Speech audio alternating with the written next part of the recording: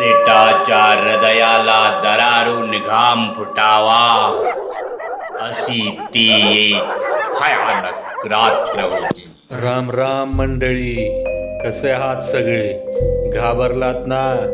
घाबरायलाच पाहिजे की, कारण आम्ही घेऊन आलोय आणखी एक मराठी भयकथा आपल्या खेळ सावल्यांचा या यूट्यूब चॅनलवर.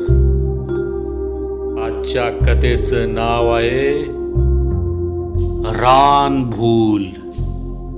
आजच्या कथेचं नाव आहे रानभूल. चला तर मग वेळ न घालवता सुरू करूया आजची कथा रानभूल. ईद चमकली आणि रंगानं जे दृश्य पाहिलं ते फार विचित्र होतं. कारण समोर फक्त एक चिंचेचं झाड दिसत होतं. आजूबाजूला कुठल्याच प्रकारची हालचाल दिसत नव्हती.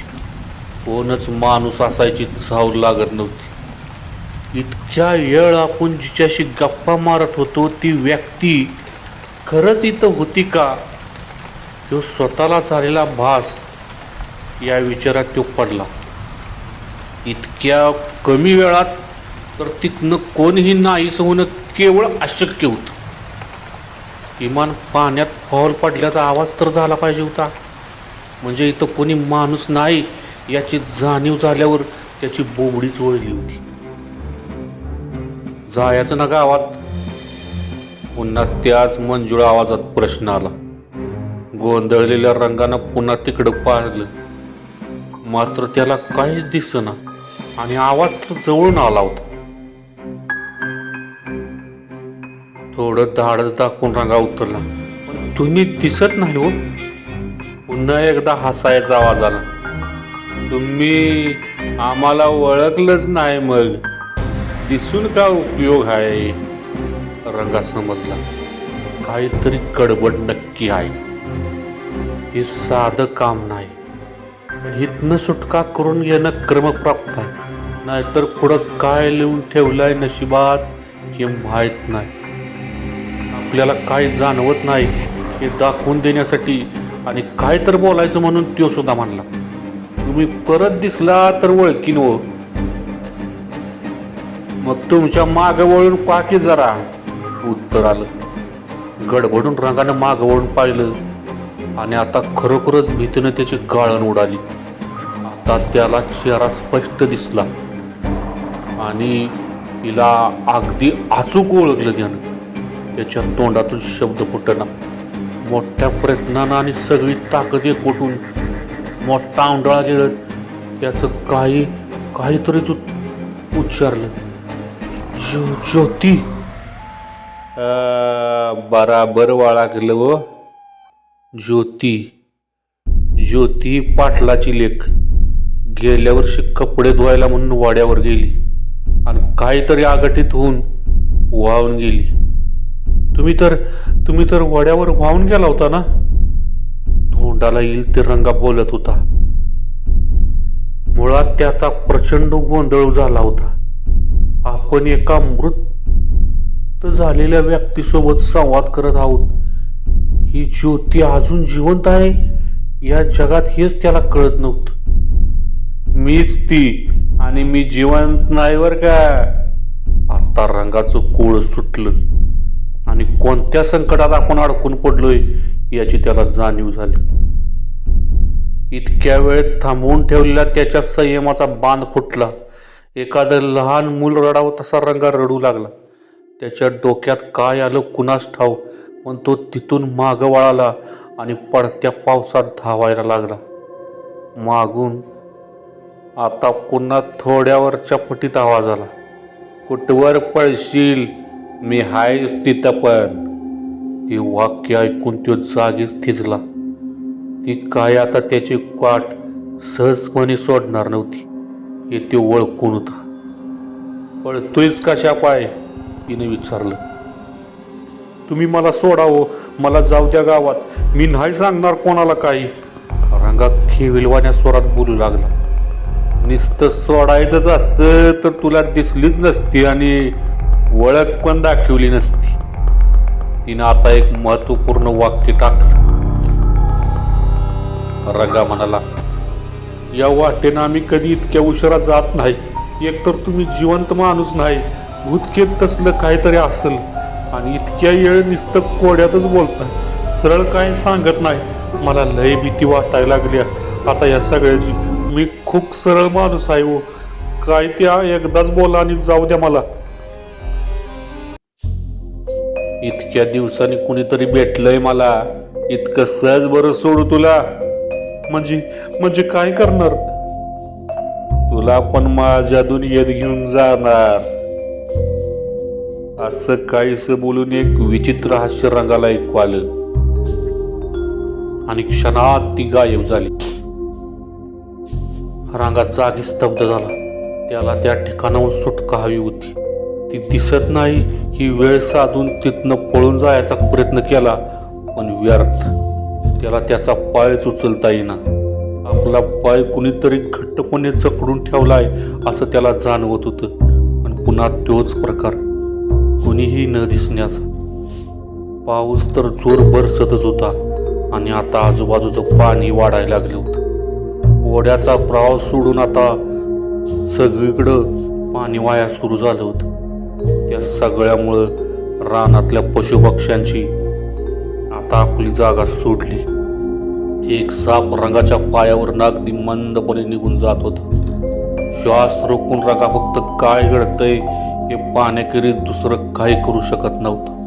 शेवटी तो साप पूर्णपणे निघून गेल्यावर रंगाने सुटक्याचा निश्वास सोडला. आता पाणी सुद्धा वाढायला लागले. रंगाला जागच हलता येईना. गुडघ्यापर्यंत पाणी आलं आणि रंगाला पुन्हा तो आवाज आला, इथंच बुडून जायचं आहे की गावात जायचं? मला गावात जायचं आहे. इकडं तिकडं महाभाऊन रंगा उतरला. मग उचल की पाय जोरात आणि लाग पळायला. तिकडून दरडावल्याच्या सुरात सूचना आली. या खेपेस मात्र रंगाला फार जोर न लावता पाय उचलता आला आणि उलट करून धावायला लागला. सगळीकडं मिट्ट काळोख आणि पाणी. तशातही तो जीवाच्या आकांताने धावायला लागला. काय अंतर गेल्यावर तो जरा पुन्हा थांबला. पाण्यात पाऊल जड होत होती आणि दम लागला होता. स्वतःची इशारा करू लागला, रस्ता दिसत नाही, असं कुठवर फिरत राहायचं आपण? थोडंसं पुढं पाहिल्यावर त्याला एका ठिकाणी आग पेटलेली दिसली. तिथं कोणतरी माणसं असतील असा विचार करून तो त्या दिशेनं जाऊ लागला. आता त्याला येणारा आवाज बंद झाला होता. आता काही अंतर गेलं की आपण त्या ठिकाणी पोचू असा एक ध्येय समोर ठेवून रंगा पुढं जात होता. पुढं जाता जाता वाटेवरचं पाणी कमी झालं. रंगाचा चालायचा वेग वाढला. तो त्या ठिकाणी पोचला आणि पुन्हा एकदा रंगाने एक भयचकित करणारं दृश्य बघितलं. एखादी चिता रचावी तशा रीतीने लाकडाचं वंड रचलं होतं आणि इतक्या मुसळधार पावसातही त्या चितेनं पेट घेतला होता. आसपासचा सारा परिसर त्या आगीमुळे उजळून निघाला होता. जसजसा रंगा त्या चितेजवळ जाऊ लागला तसतशी ती आणखी तीव्र आणि तहाक होऊ लागली. त्या प्रकाशात आपलं गाव अजूनही बराच दूर आहे याची रंगानं खात्री करून घेतली. आगीच्या मोहात आपण रानातल्या अजून आडभागात आलोय की त्याला कळून चुकलं. ज्या ठिकाणी आग भडकली ते ठिकाण स्मशान नव्हतं. आसपास कोणताही विधी झाल्याच्या खानाखुणा नव्हत्या आणि पावसाचा कोणताही परिणाम त्या ज्वाळावर होत नव्हता. म्हणजे पुन्हा हे सगळे आभासच, सगळी मायाच.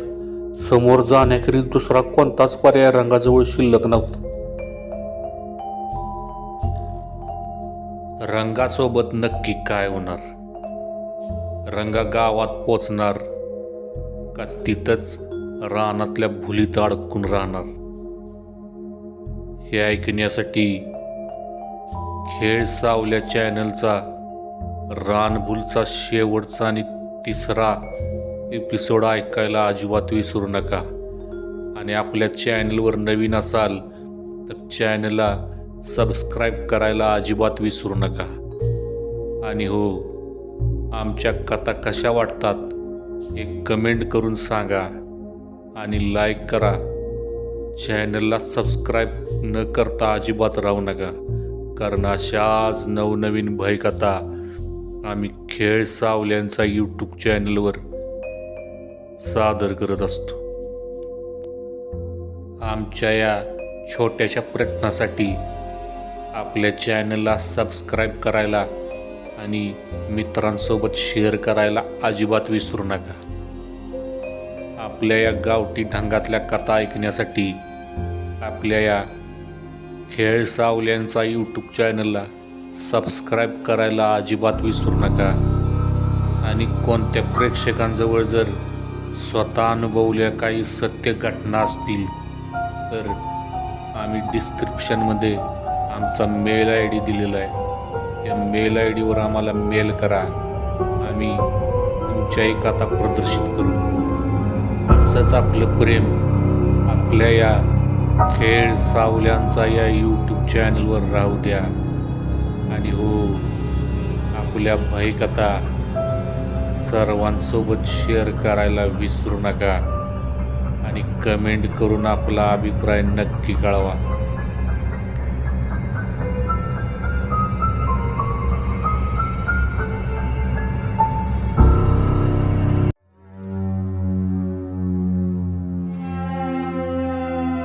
खेळ सावल्यांचा.